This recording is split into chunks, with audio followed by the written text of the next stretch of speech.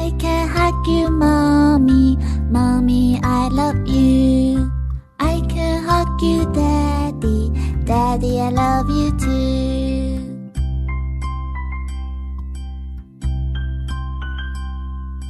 I can hug you, mommy.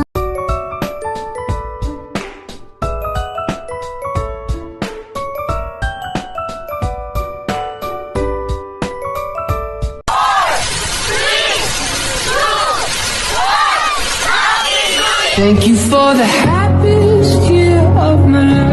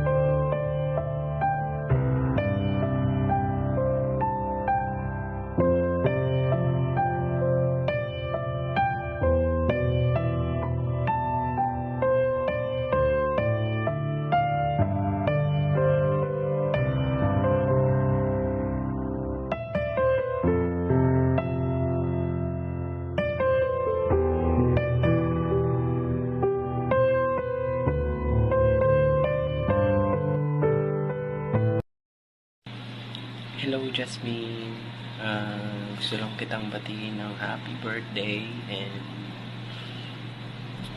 wish ko sa'yo is more birthdays to come, good health, and sana hindi ka magbago kung ano ka ngayon, and stay strong sa inyong dalawa ni Ram.